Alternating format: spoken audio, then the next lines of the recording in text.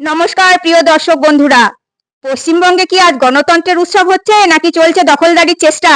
আজ 23শে এপ্রিল 2026 প্রথম দফার ভোট শুরু হতেই দেখা যাচ্ছে চেনা ছবি। তৃণমূলের বাহিনী জায়গায় জায়গায় ভোটারদের আটকাতে মরিয়া। কিন্তু এবারে ছবিটা একটু আলাদা, কারণ মাঝপথে দেওয়াল হয়ে দাঁড়িয়েছে 2.4 লক্ষ কেন্দ্রীয় বাহিনী। আজ দেখাবো কিভাবে গুন্ডা বাহিনীর প্রকোপ থেকে সাধারণ মানুষকে বুক দিয়ে আগলাচ্ছে আমাদের জওয়ানরা।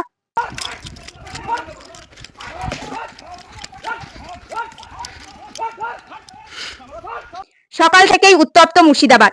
নওদা থেকে ডোমকল সব জায়গায় তৃণমূল কর্মীরা ভোটারদের ভয় দেখাচ্ছিল। অভিযোগ উঠেছে ভোটারদের বুথে ঢুকতে না দিয়ে বাড়িতে ফেরত পাঠানোর চেষ্টা করা হচ্ছিল। কিন্তু সেখানেই গর্জে উঠেছে কেন্দ্রীয় বাহিনী। নওদার শিবনগর গ্রামে যখন তৃণমূল আশ্রিত দুষ্কৃতীরা সাধারণ ভোটারদের ভয় দেখাচ্ছিল, তখন কেন্দ্রীয় বাহিনীর জওয়ানরা রীতিমতো তাড়া করে তাদের ছত্রভঙ্গ করে দেয়। ডোমকলের নাজিরপুরের বুথের সামনে জটলা সরাতে এবং ভুয়ো ভোটারদের রুখতে কেন্দ্রীয় বাহিনী লাঠিচার্জ করতেও পিছপা হয়নি। তারা স্পষ্ট করে দিয়েছে বুথের 200 মিটারের ভেতরে কোনো দাদাগিরি চলবে না। এবারের ভোটে কেন্দ্রীয় বাহিনীর ভূমিকা কেন সাধারণ মানুষের জন্য স্বস্তির? প্রথমত, প্রতিটি বুথে মোতায়েন করা হয়েছে সশস্ত্র কেন্দ্রীয় বাহিনী। রাজ্য পুলিশকে রাখা হয়েছে বুথের বাইরে, যাতে তৃণমূলের বাহিনী কোনো প্রভাব খাটাতে না পারে। শুধু বুথ নয়, দ্বিতীয়ত, গ্রামের অলিতে গলিতে জওয়ানরা টহল দিচ্ছে। যেখানেই ভোটারদের ভয় দেখানো হচ্ছে, খবর পাওয়া মাত্রই কেন্দ্রীয় বাহিনী কুইক রেসপন্স টিম সেখানে পৌঁছে যাচ্ছে।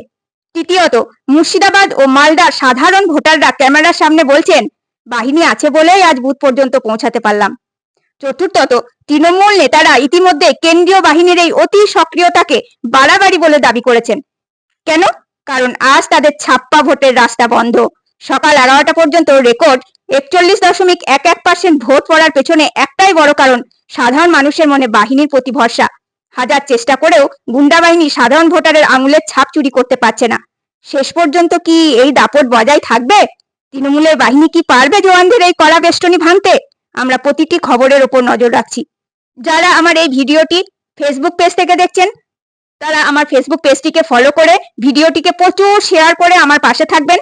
আর যারা ইউটিউব চ্যানেল থেকে দেখছেন, তারা চ্যানেলটিকে সাবস্ক্রাইব করে এবং একটি লাইক কমেন্ট করে ও সঙ্গে শেয়ার করে আমার পাশে থাকবেন। দেখা হচ্ছে আমাদের পরের ভিডিওতে। জয় হিন্দ, বন্দে মাতারম। নমস্কার।